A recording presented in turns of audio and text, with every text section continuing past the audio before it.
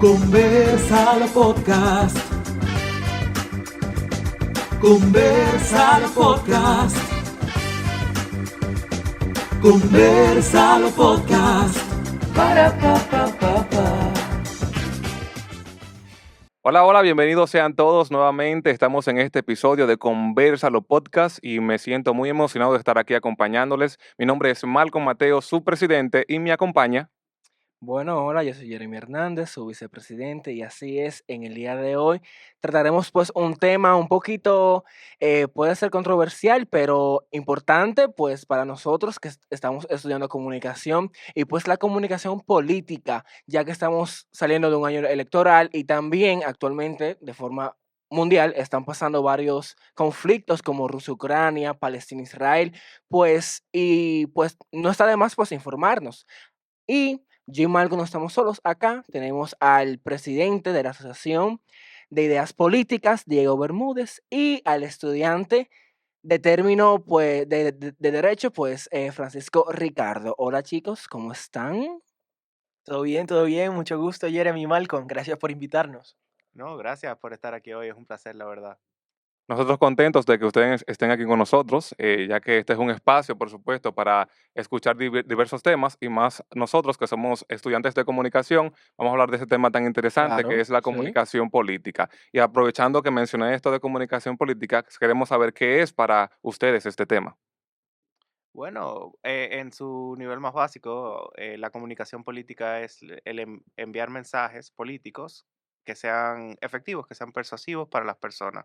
La gente generalmente piensa que eso se resume básicamente en las campañas políticas, pero realmente se hace un ejercicio de comunicación a través de todo el tiempo, estemos en campaña o no, ya que hay que comunicar las acciones que está tomando el gobierno o la oposición, un partido, una organización privada o pública, a las personas externas de una manera pues efectiva.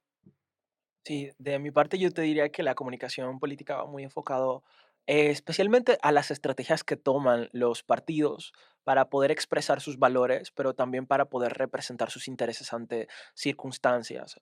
Yo diría que, por ejemplo, el emitir algún comunicado también sigue siendo una forma de comunicar un mensaje o una postura ante algo. Entonces creo que es muy importante, especialmente cuando se trata de conectar con las personas sobre los valores que ellos buscan llevar.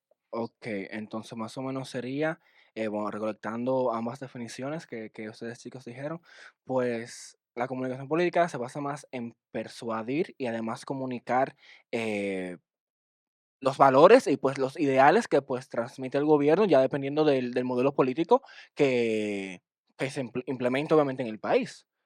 Y ok, bien.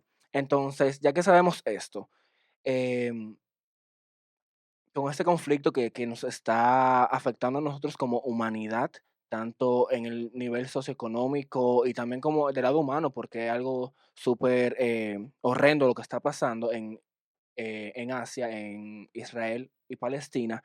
Y pues queremos saber el inicio de este conflicto, los antecedentes. ¿Qué pasó antes de cómo surge pues esta guerra y como que cómo hemos llegado a cómo está Palestina ahora mismo? Bueno, ese es un tema difícil, la verdad, Sí, Definitivamente. muy pesado. sí. Pero realmente el conflicto Israel-Palestina, yo no quiero decir que tiene desde los tiempos bíblicos, porque no es cierto, pero realmente tiene sus inicios en el movimiento de regreso a esa tierra a principios del siglo XX, cuando todavía era el dominio de Palestina. Creo que en ese momento estaba bajo el control del Reino Unido. Y pues al principio los inmigrantes judíos que estaban regresando o que se estaban emigrando a Palestina pues eran bien recibidos porque había suficiente espacio y realmente no había ese tipo de conflictos. De hecho, los conflictos comienzan a surgir con la creación del Estado de Israel en 1948, si bien no me equivoco, Sí.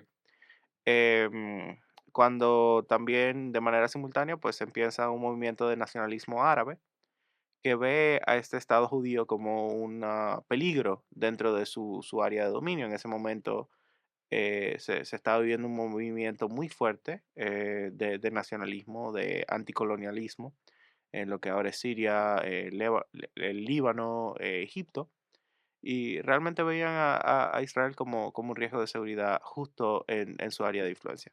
Em, entonces, después de eso, pues Israel y sus vecinos árabes, sí, vamos a usar el término árabe, porque realmente es un tema muy complicado, porque dentro de Israel una gran parte de la población es árabe étnicamente, Ok.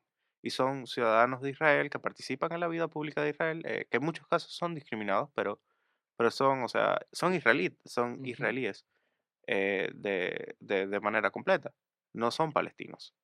Pero de esa misma manera, pues debido a los conflictos y las diferentes guerras que se dieron, Israel desarrolló un sentido de autoprotección muy amoral, pongámoslo así, Oh, porque básicamente Israel tiene como prioridad número uno la protección de Israel a todo costo. Incluso en los 60 ellos mandaron un equipo de la Mossad a Argentina a buscar a una persona que había sido colaborador nazi, no me acuerdo ahora mismo del nombre, lo sacaron de Argentina y lo llevaron a Israel y lo mataron. bueno. Wow. Creo que ha sido la única ejecución pública en Israel Wow. desde la creación del Estado. Pero para no arriesgarme a tomar mucho tiempo, realmente comienza a principios del siglo XX y se intensifica después de la creación del Estado de Israel y, pues vuelve otra vez a subir en los 60 y 70 con el pan-nacionalismo árabe. Y en los 90 y a principios de los 2000 se comienza a enfriar, crecen relaciones. Porque algo importante que hay que tomar en cuenta es que Israel y sus vecinos, aunque se odien en papel, tienen relaciones comerciales muy importantes. De hecho, Israel le vende armas a Arabia Saudita que usan para explotar a los yemeníes. Y son países que pues en público se odian, pero por atrás hacen negocio. Y eso pues complica la situación de manera significativa. O sea, en cierto sentido hay que entender que es un pueblo que tiene eh, casi un siglo viviendo asustado debido a que es cierto, la mayoría de sus vecinos tomarían cualquier oportunidad para destruirlo, pero al mismo tiempo ese miedo y paranoia se ha convertido en muchos casos en justificación de acciones que no necesariamente son morales o legales. Ujú. Sí, yo siento que cuando nosotros hablamos del posicionamiento que tiene Israel en el territorio geopolítico, creo que es importante entender que la existencia de Israel representa un capital político y armamentístico para Occidente en el Medio Oriente. Creo que crea una disrupción entre los valores y la forma en la que se hace la política en Israel. Y representa, así como dice Diego, pues un socio comercial para la Unión Europea y para los Estados Unidos, Canadá, por ejemplo. Entiendo que el foco del conflicto en Israel va como en dos medidas. Yo creo que la primera parte es el criterio de proporcionalidad. O sea, creo que muchas veces se habla de esa fuerza de la defensa, de ese estado de defensa que tiene, de ese derecho a la defensa, pero también se habla del criterio de proporcionalidad en las respuestas a Palestina, que de alguna u otra manera está como enclavado en Israel y entonces Mm. tienen diferencias no solamente religiosas, porque creo que la legitimación de ambos pueblos es lo que hace que el conflicto sea mucho más difícil, porque cuando una persona o un grupo de personas se siente legitimado y su Dios le dice o su religión le dice, crea esa convicción fuerte de tú eres la persona que tiene que ocupar esta tierra, por ejemplo, pasa con Jerusalén, tú eres quien está legitimado a ocupar esta tierra, a aprovechar el agua, aprovechar los recursos de esta tierra, es donde entonces se crea esa legitimación de un conflicto, porque los conflictos mayoritariamente se dan por ausencia de recursos o por escasez de recursos o por recursos en sí. Entonces creo que cuando ustedes lo analizan desde esa perspectiva, ven que la posibilidad de resolución entre ser un ente no conflictivo no está a discusión, porque ellos entienden que o es la defensa o es en nada, porque si ellos renuncian a esa firmeza tan fuerte que tienen, entonces tienen todos los flancos alrededor. De países que no es que, mira, son sus súper enemigos, o sea, están constantemente en tensión. Ujú. Sí es cierto que a veces tienen cierta clase de negociaciones, por ejemplo, con Egipto, para que entren suministros a ciertas zonas de la Franja de Gaza, que es la parte más marginal y la parte más vulnerable donde opera Hamas, que es un grupo Sí. extremista yo te diría que terrorista, pero yo creo que si utilizamos la definición de terrorismo, yo diría que aplica para ambos bandos. O sea, creo que Sí, el Claro. hecho de que hay un movimiento extremista dentro de esa facción que ha estado constantemente oprimido, que sus familiares, porque el problema es que, y yo quiero como tratar de echar como un poquito más la parte del conflicto, o sea, piensen en que hay un grupo de personas que están constantemente siendo oprimidas y que vienen, ok, se independizó Israel, pero se supone que había una promesa de claro. independencia con la mayoría de los pueblos árabes Sí. de esa descolonización de los británicos y entonces llega y de repente se independiza primero Israel. Entonces, yo creo que ahí es donde nosotros vemos cómo se va escapando toda posibilidad de mediar, porque entonces empieza a que para yo poder existir, yo necesito que tú no existas. Entonces, eso hace que las cosas se pongan muy tensas entre ellos, pero sobre todo creo que ahí el problema también está en cómo juega la comunicación política. Ujú. Por ejemplo, a través del Consejo de Seguridad de las Naciones Unidas, por ejemplo, los Estados Unidos constantemente vetan el reconocimiento de Palestina Sí. porque entienden que es un conflicto que es mutuamente excluyente. O sea, pero igual, también existen esfuerzos de cooperación a través de esas ayudas que llegan humanitarias a Gaza, que es la franja donde constantemente se ve más conflicto, donde hay más movimiento bélico, vamos a decirlo así. Y me da mucha pena porque creo que al final, si ustedes se ponen a pensarlo, o sea, creo que ambos bandos están deslegitimados a nivel del derecho internacional humanitario, que es el derecho de los estados en la guerra, donde, por ejemplo, han atacado de forma indiscriminada tanto Hamas como el cuerpo bélico de Israel, campos de refugiados, zonas que están protegidas, donde hay Ujú. civiles, donde no hay militares, pero también creo que ahí hay un problema y es que están como entrelazados. O sea, si ustedes se ponen a ver, por ejemplo, imagínate tú que hay un vecindario, en ese vecindario solamente hay civiles, pero ese civil tiene un hermano que es soldado, tiene un papá que es soldado, tiene un primo que es soldado y está dispuesto a esconderlo en asentamientos civiles. Es algo que aplica para ambos bandos. Entonces, al final la dinámica se hace muy difusa y es como, por ejemplo, cómo funciona, por ejemplo, con la radicalización de las maras, por ejemplo, en El Salvador. Sí. Que el problema de atacar a esos grupos es justamente ese mix que hay entre civiles y guerrilleros, entonces es mucho más difícil poder como proteger y garantizar la dignidad de esas personas en tiempos de guerra. Entonces, muy fuerte. Sí, sí, así es un conflicto bastante delicado que realmente lamentablemente afectan a los humanos de una u otra manera. Y como tú dices, este tema de derecho de defensa y la legitimación de los hechos de una u otra manera también es parte de los temas de la situación que está pasando actualmente entre Israel y Palestina. Aprovechando de eso que tú mencionabas, queremos también preguntarles, ¿por qué ustedes creen que si la mayoría de los países están pidiendo que pongan un alto al fuego, por qué continúa? Como tú mencionabas, que algunas organizaciones internacionales los están desle- Lejimi ¿Cómo es? Deslegitimando. deslegitimando. Legitimando. Sí, a ver, yo creo que la legitimación es como básicamente tú hacer que algo sea legal, que sea válido, que sea validado.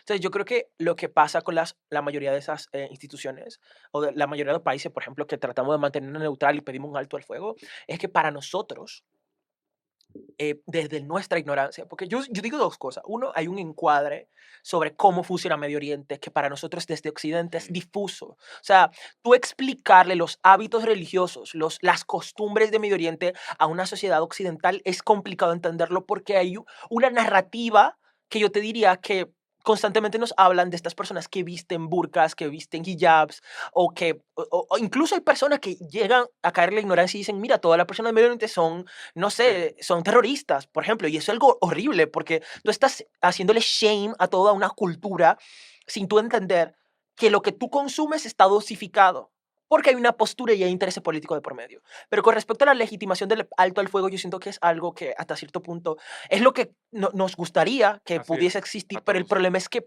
por la forma geográfica y la distribución de los recursos, pedir un alto al fuego implica cederle el espacio al Así es. otro a que gane territorio. O sea, por ejemplo, para Israel, por ejemplo, ellos tienen su cúpula de hierro, que es un sistema de defensa en el que es antimisiles. O sea, para ellos, por ejemplo, ceder implica desprotegerse ante los demás. Y contra Israel no solamente va Palestina, también hay otros países, o sea, Los Irán, aliados. Irán, por ejemplo, en algunos casos, grupos extremistas como el Hezbollah han atacado directamente a Israel. Entonces, desprotegerse y tratar de hacer un alto al fuego para ellos es un sinónimo de dejar de respirar.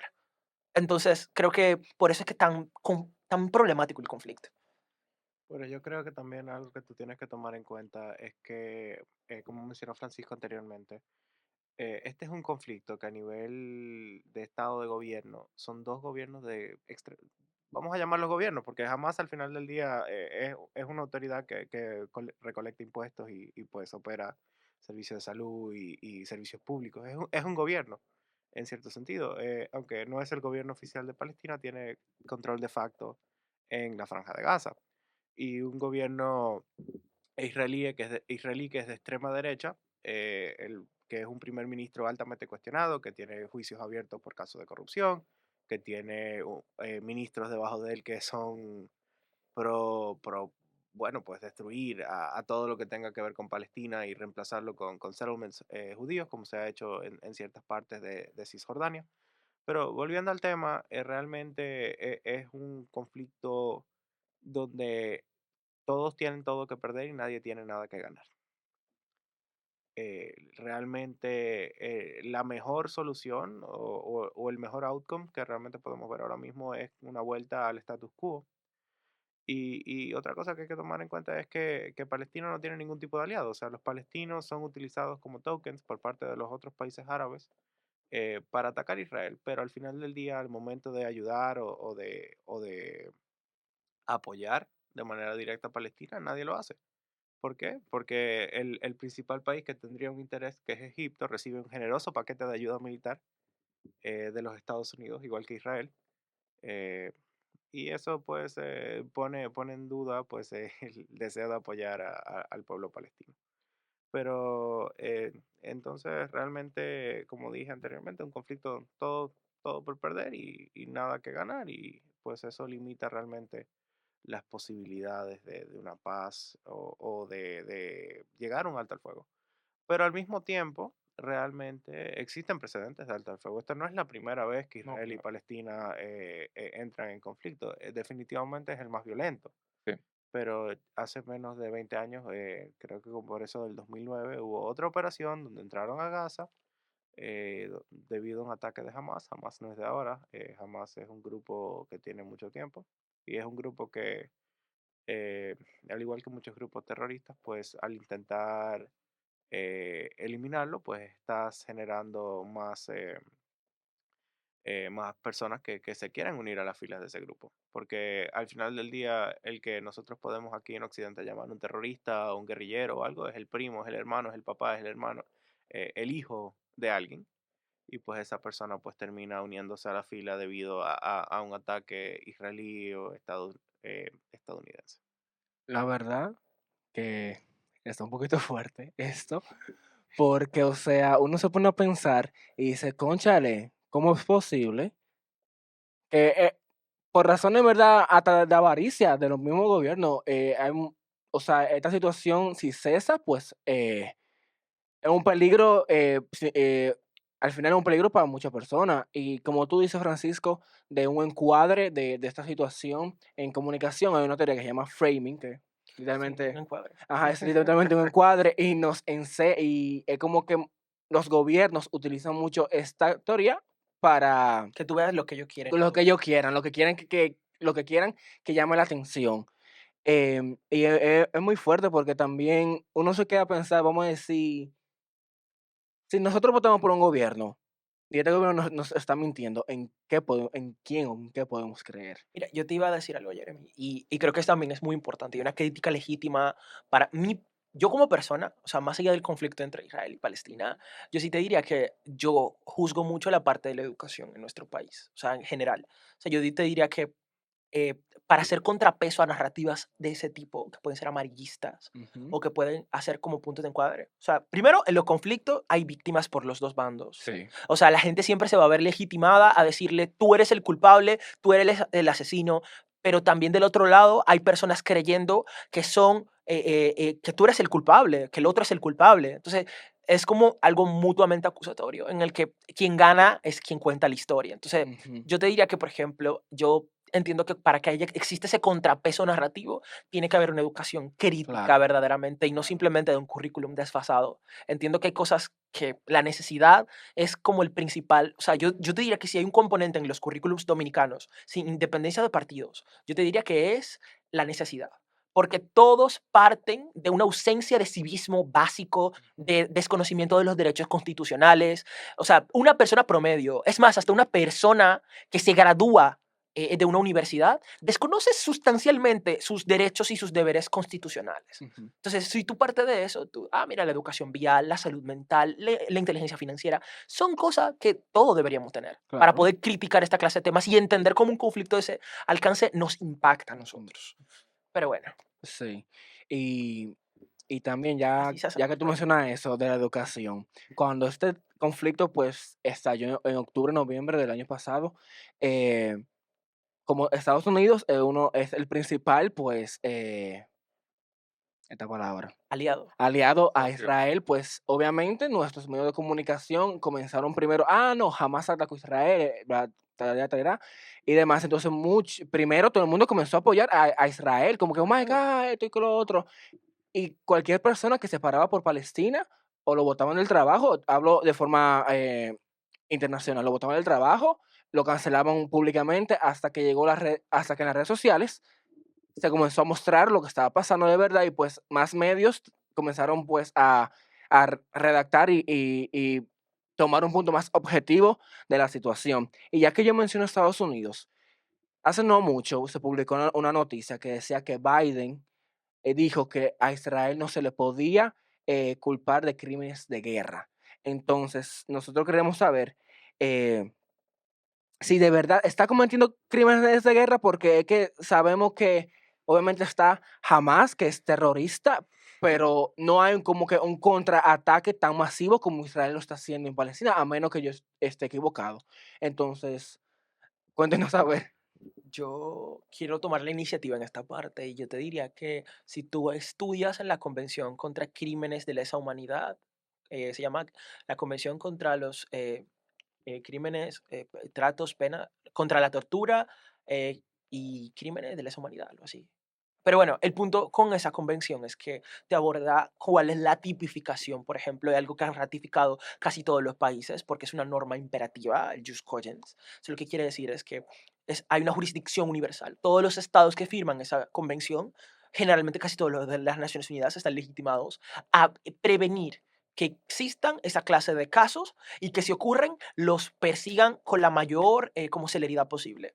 Entonces yo sí te diría que si tú analizas la parte, por ejemplo, de si existe un crimen de lesa humanidad, cuando hablamos de limpieza étnica, cuando hablamos de la discriminación que existe, cuando hablamos de la apropiación de territorios, cuando hablamos de la segregación a ciertos espacios, segregación de guetos, ahí estamos hablando de una segregación que es racial, pero no solamente eso, también por cuestiones religiosas, también por cuestiones geográficas. O sea, yo sí te diría que sí existe. Y creo que el pendiente caso que tiene Sudáfrica ante la Corte Internacional de Justicia contra Israel es uno de los mayores ejemplos de ello. Las órdenes de captura que han emitido la Corte Penal Internacional el, contra Netanyahu. Pero yo le digo Bibi, pero así le dicen en Israel, Benjamin Netanyahu. Sí, yo siento que sí que son como una de las mayores demostraciones de que la comunidad internacional está cada vez más atenta a esta clase de temas y que está quitando un poquito ese encuadre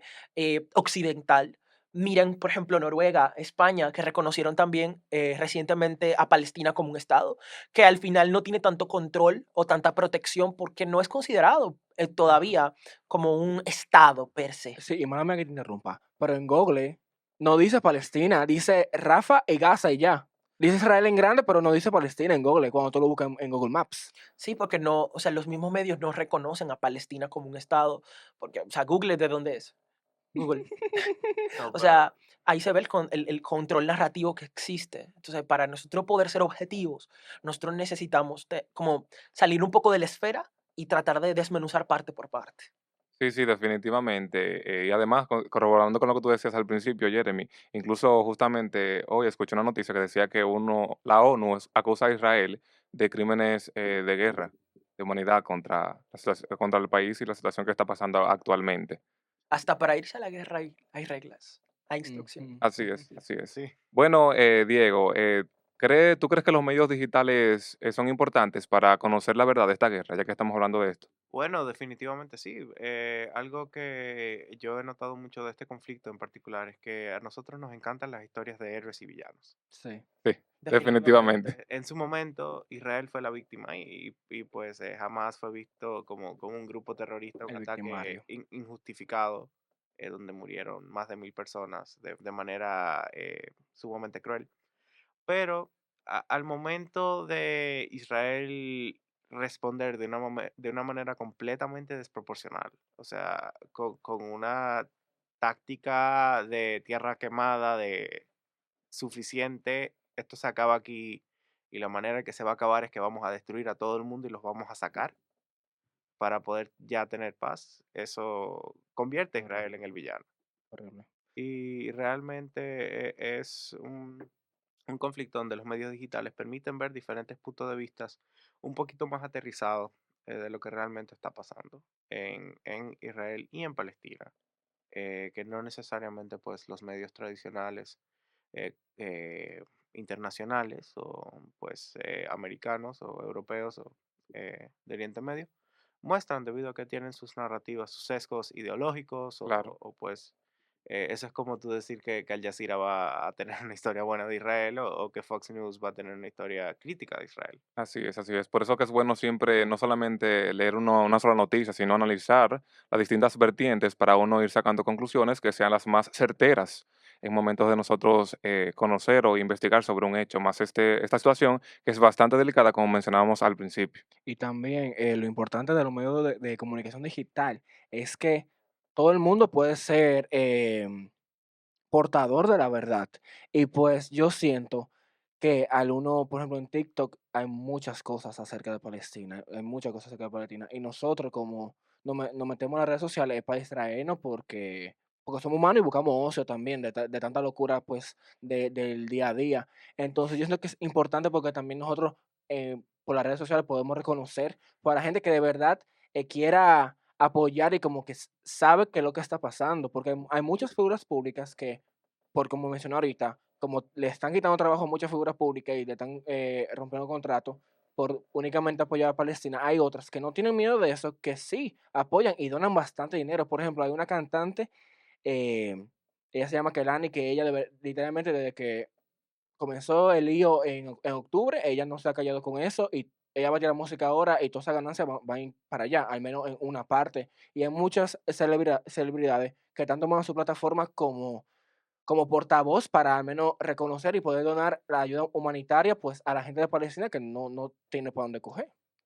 Así Ahí, es. ahí yo creo que entra una de las grandes contradicciones de este conflicto, porque muchas personas, especialmente aquellas que caen un poquito más a la izquierda en la dinámica política, han tomado para apoyar a Palestina, pero al final del día el control real de Palestina lo tiene una organización terrorista islamista Sí, completamente antiderechos. O sea, estamos hablando de un grupo de gente que no tiene ningún problema matando a alguien por el mero hecho de tener una preferencia sexual diferente. Lamentablemente. claro, O por ser tristemente. mujer.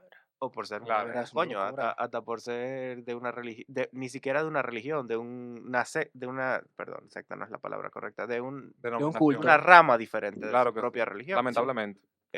Pero del otro lado tú tienes un Israel que está usando armas de destrucción masiva en hospitales, justificándolo con supuestas bases militares, que es probablemente el único país de Oriente Medio donde todavía, no quiero usar la palabra todavía, donde existen protecciones a los derechos de las minorías y donde realmente se respeta ese tipo de temas.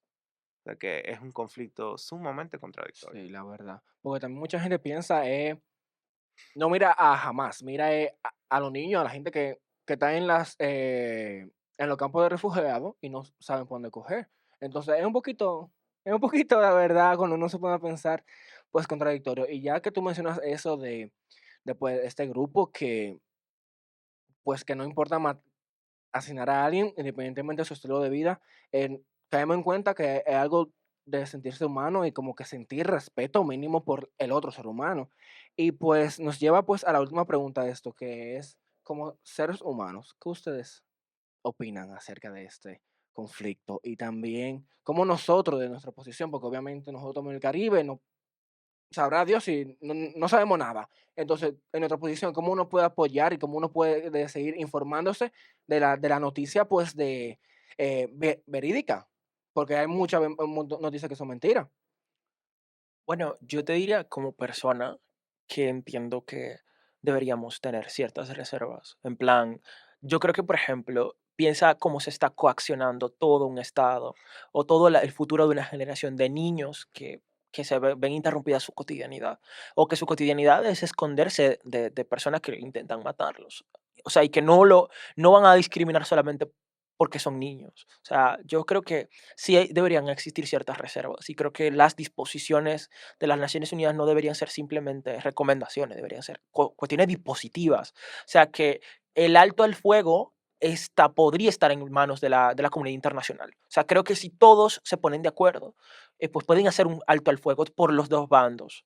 Y yo entiendo que no sé si quizá un despliegue quizá de cascos azules supervisado es algo que podría ayudar. Y yo creo que eso no va a pasar. Me gustaría que pasara, pero no va a pasar. Porque el mundo no se rige de esa forma. El mundo se rige por ciertos sectores del globo que tienen una polarización del poder y que se contrarrestan entre ellos. Eso no permite que los demás entren.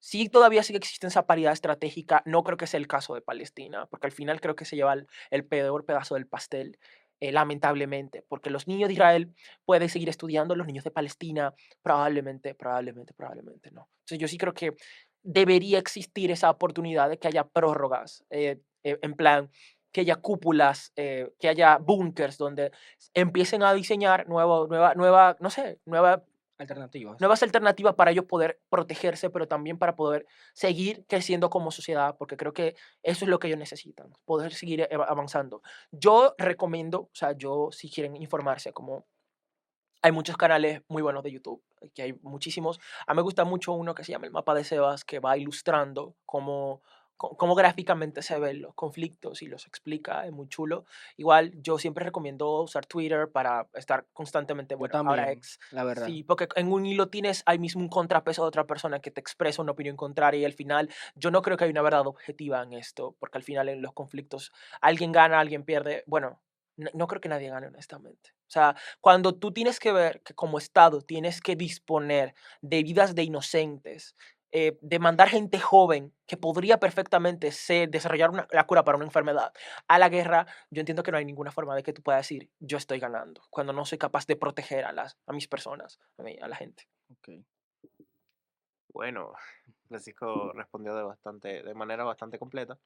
Pero sí, yo realmente estoy de acuerdo con lo que él dice. La comunidad internacional debe tomar cartas en el asunto y buscar formas de detener lo más rápido el conflicto. Pero hay un problema, y voy a tener mucho cuidado de la manera que lo digo, es que mientras exista el poder de Hamas dentro de la Franja de Gaza, nunca va a poder existir paz.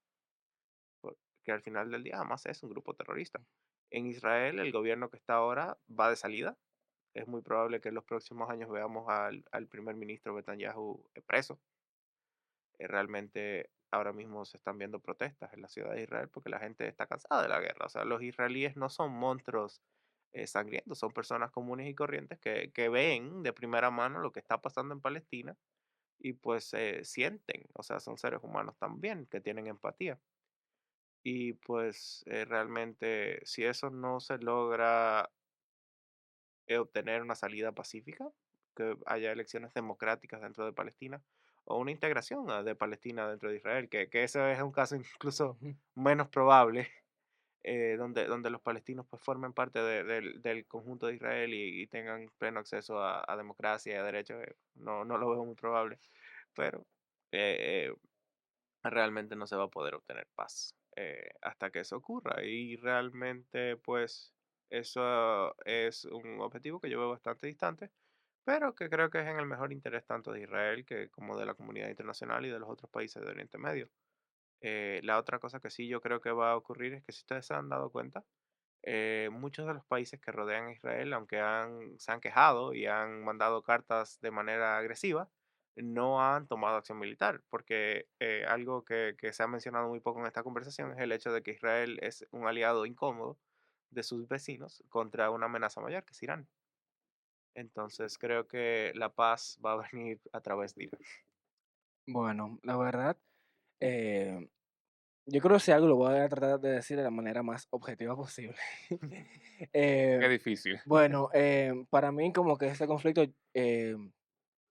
a mí me pone muy, muy triste como ser humano, como persona, como Jeremy, porque, o sea, la gente usa la palabra genocidio y no la quiero usar porque, o sea, quiero decirlo de forma objetiva, pero se están muriendo muchas, están asesinando muchas personas, muchos niños. Hay videos que salen de un papá que sacó a su hijo decapitado del campo de refugiados que bombardearon. Entonces yo me quedo, cónchale, ¿qué estamos haciendo como humanidad? O sea, ¿por qué?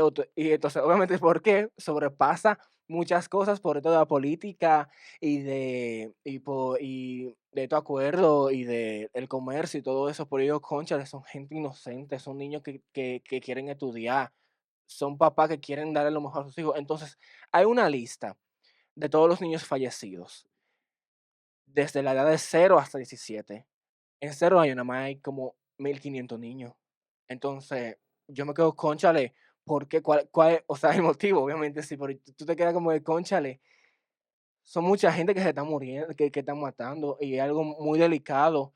Y nosotros nos quieren tapar los ojos porque hay muchas empresas capitalistas con Estados Unidos que aportan al conflicto, e incluso hay una mujer de Estados Unidos, que no me acuerdo, es una política, no me acuerdo el nombre, no sé, no sé el puesto, yo creo que no está en política ahora mismo, por ajá, X. Fue a Israel y firmó una de las bombas y le puso "Finish them", termínalos, con amor, y puso su nombre. Yo me quedé como un ser humano que se levanta y habla de Dios y Jesús, porque ya saltó en un tuit de que Jesús bendice la tierra prometida y la tierra prometida es Israel. Y yo me quedo como un ser humano pensante se para de su cama y hace eso. Son niños que se están muriendo. Entonces, a mí me toca mucho este tema, y la verdad yo le agradezco a ustedes, chicos, porque también me llevo muchas cosas que yo no sabía y mucho más informado, y me incitan a seguirme informando del conflicto, porque como hemos mencionado, está Hamas, que es un grupo terrorista que también obviamente no le importa asesinar.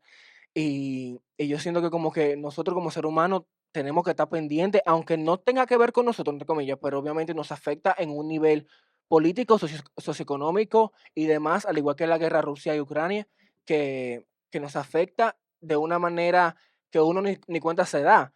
Y no, y sí, eso es importante, estar consciente acerca de lo que está pasando y tratar de ver ambos lados y no sé, la verdad. Sí, sí, así es. Yo corroboro con cada uno de ustedes. Es una situación lamentable que no solamente afecta a la parte política, sino también social, humanitaria, y realmente es un poco difícil ahora mismo sacar una conclusión en estos Sí, conflictos, ya que se están tratando de llegar a un acuerdo las instituciones internacionales o las asociaciones internacionales para poner un alto al fuego. De verdad, da tristeza del lado humano todo lo que está pasando, como siempre sucede en una guerra, pero lamentablemente son cosas que son parte de la historia y que realmente esperamos que Dios mediante y con los acuerdos necesarios pueda cesar el alto al fuego. Bueno, chicos, Diego Bermúdez, Francisco Ricardo, un placer tenerlos aquí en este episodio número 3, hablando de este tema tan importante de la comunicación política y de la situación que está pasando de guerra en Israel y Palestina. Muchísimas gracias a todos ustedes que nos estuvieron escuchando en este tu podcast Convérsalo de la Asociación de Estudiantes de Comunicación Social. Esto fue todo por hoy. Muchísimas gracias. bye. Chaito.